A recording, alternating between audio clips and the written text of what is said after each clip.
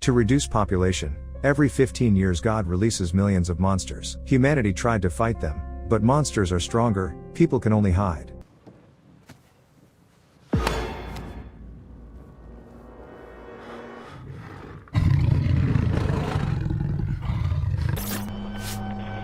The film begins with a story about the so-called First Judgment Day.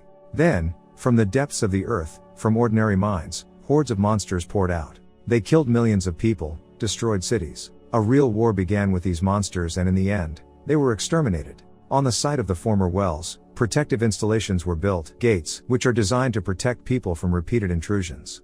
15 years have passed. The world was able to recover a bit from the experience. One of those who were lucky enough to survive is Laura. She works at the school. She has a persistent but unsuccessful male friend, Milton, whom she periodically refuses dates. Most likely, the reason for this is resentment towards her ex-husband, Dave. He was not with Laura during the Day of Judgment, and she, pregnant, had to survive on her own. Dave and Laura have a son, 15-year-old Tyler. He disappears all day at the skate park with his friends and his girlfriend, Maddie. In his spare time, he plays computer games and is a bargaining chip in the difficult relationship between his father and mother, who broke up immediately after his birth. Meanwhile, the situation is heating up. An eclipse is approaching, and this is one of the heralds of a possible monster invasion. In addition, seismic activity has increased, protective dome personnel are conducting emergency checks, and there is very disturbing news in the news.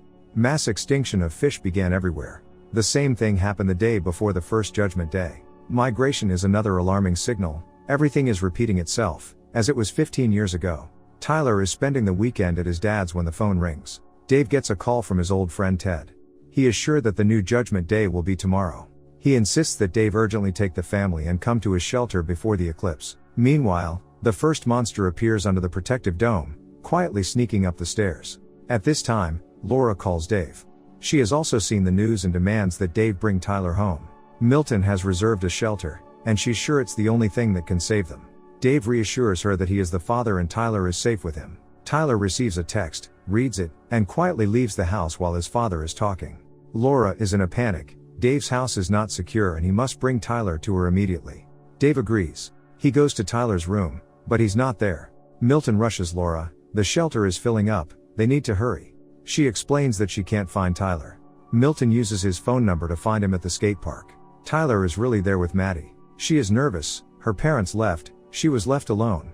She is very scared and asks Tyler not to leave her. Tyler promises that he will never do what his father did, he will not leave Maddie alone.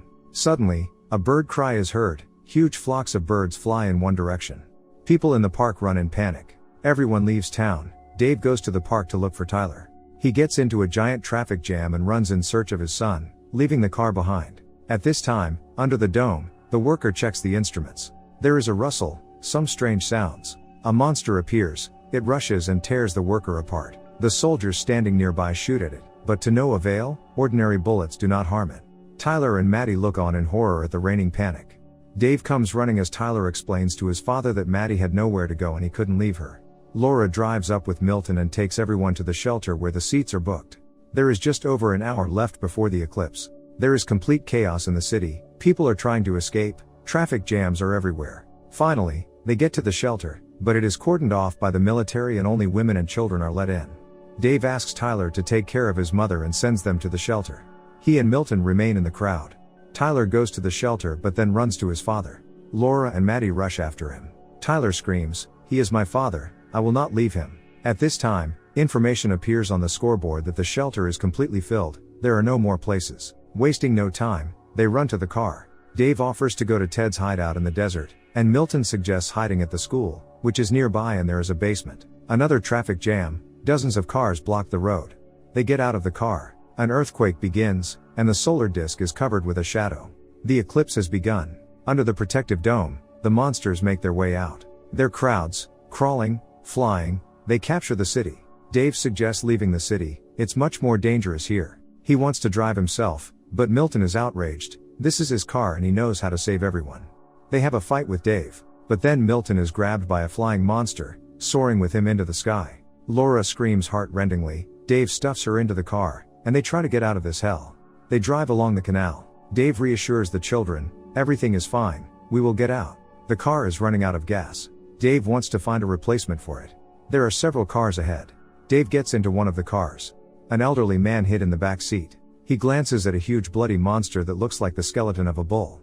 He is very close. The bull passes by the car without noticing them, and begins to chew on the lying body. Dave very quietly rolls the car back to Laura and the kids. Now both cars are standing side by side, but they need to somehow get over to a new one.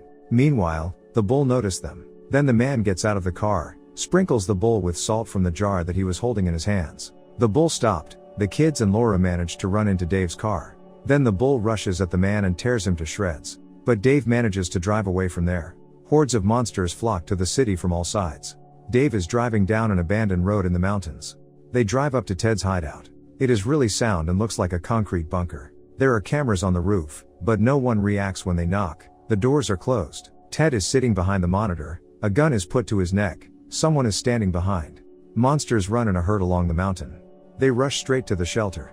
Dave grabs a tire iron in an attempt to protect the family, but at the last moment, the doors of the bunker open and they run into it. Dave happily hugs Ted. Besides him, his wife Stella is in the bunker, and a military man is sitting in the corner. Ted introduces him as his acquaintance, Corporal Garrett Jensen.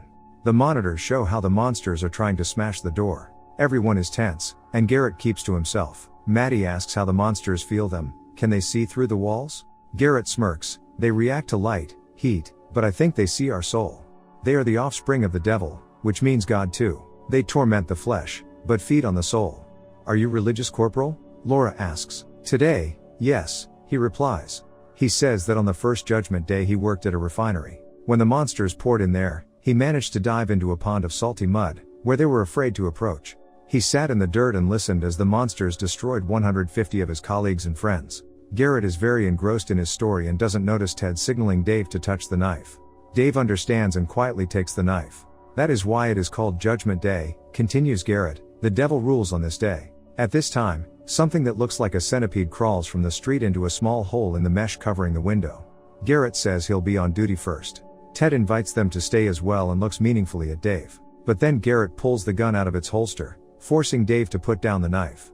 Garrett explains that he tried to hide and found this hideout. Kind Stella let him in, although Ted was against it. He survived the first time and will survive now, no matter what the cost. Tyler throws himself at Garrett. He tries to take the gun from him, but Garrett throws him away. Dave comforts the corporal. At this moment, a centipede-like monster rushes out of the wall at Stella. Ted rips it off his wife's neck and pours salt on it. Dave grabs a gun from Garrett and shoots it. They tie up Garrett, try to stop Stella's blood. Then Dave sees help come for the monsters, a huge bull. He understands that they are doomed. They need to get out of the bunker. The bull is trying to kick down the doors. Ted doesn't want to go out. He says his wife won't survive outside. But Stella asks him to go with everyone. There is an underground passage under the bunker. It leads to the mountains. Garrett persuades him to take him with him. He has a car with a full tank and he can take everyone to the gate. There are bunkers and the creatures came out of there. They will not come back. They do not believe him, but he insists. He was just trying to survive and now it is beneficial for him to help them. They decide to go. Get us there and we'll forget about everything, Dave promises Garrett. They arm themselves. Ted has a whole arsenal of weapons. The bull breaks down the doors more and more insistently, but they manage to run out into the tunnel. They go to the car. Stella becomes ill. Dave and Laura begin to argue. She chides him that they could be in the shelter now. Tyler then spots a monster on the side of the road. It's dead. Maddie approaches it. Here, long tentacles of the monster protrude from a hole in the ground and twist around her legs, trying to drag her away. Maddie screams wildly. Tyler and Dave rescue her. Garrett offers his help and Dave cuts the ropes on his hands. They go to the top of the mountain. They see a devastated and burning city. They go down to the car, but it won't start. Monsters appear on top of the mountain and rush straight towards them. Garrett tries to start the engine, while Stella looks at the crowd of monsters, then at the gun in her husband's hands. She draws her gun, gets out of the car. Ted begs her to hand over the gun. But Stella turns away and goes to the monsters. She understands that she is doomed. Ted calls her, crying, but Dave stuffs him into the car. At the last moment, they manage to leave. Crowds of monsters rush after them. On the way, they pick up a radio signal. They report that almost all the shelters could not withstand the onslaught and were ruined. Laura puts her hand on Dave's shoulder as he strokes her. They come to the gate. It's empty, but the doors are open. Garrett says the hideout is in the basement. They're heading there, but the power needs to be restored. Garrett and Dave decide to do it. The others go to look for the first aid post. Ted has a wound in his back. Dave restores electricity. Garrett says that the gate was prepared for a second invasion. Tons of salt were pumped into them, But the well was too deep. They go to the others and then they hear the roar of monsters and see a bloodied corpse. There are 2 hours left until the end of the eclipse. Garrett offers to hide in a chemical warehouse. There the doors are impenetrable. Suddenly, a monster attacks Garrett. Together with Dave they manage to deal with it, but the rest of the monsters run to the noise. Garrett quickly runs through a door and closes it behind him. He gives himself some kind of injection. His veins are swollen and black. Dave returns to his family and asks Tyler to keep his mother safe while he's away. He wants to level the playing field and funnel the salt water through the tank pipes to keep the monsters out. Laura kisses Dave and tells him to be careful. Dave makes his way through the ventilation, sees how the monster devours the prey. Dave needs to turn off the taps next to that chewing monster. He manages to open the faucet. Water is collected in containers. Dave climbs back, but the monster sensed it and rushed after him. Dave fights back, sprinkles it with salt and the monster crumbles to dust. Meanwhile, the others had already been hunted down and surrounded by monsters. Tyler shoots back. Then Dave's voice is heard from the loudspeaker. He asks to turn on the fire alarm. The monsters have surrounded them. They are getting closer. Ted tells Tyler, "Protect the family, son," and goes at the monsters with an axe. Several monsters pounce on him at once. Tyler shoots back. Bloodied Ted tries to fight back. Tyler runs out of ammo. He turns on the fire alarm. Jets of salt water hit from all sides. They fall on the monsters and they crumble into bloody dust, squealing in pain. They are saved, but Ted is dead. The eclipse ends. All monsters return through the gate back. Children with Laura run out to some area. Garrett is standing there with a gun. He shoots Tyler. "It's not our world anymore. He won't survive anyway. God has a day off," he says and aims again.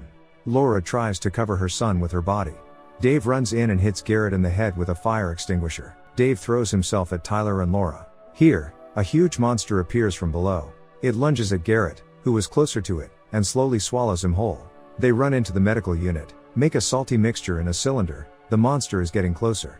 It kicks down the doors, but Dave manages to throw a canister of concoction at him. It explodes, the monster roaring wildly and crumbling to ash. Laura hugs Dave. They don't believe they've been saved. Embracing, both couples go outside. The world is ravaged, but the monsters are gone. Maybe this is another respite, but one thing is clear: life will be reborn and light will always defeat darkness.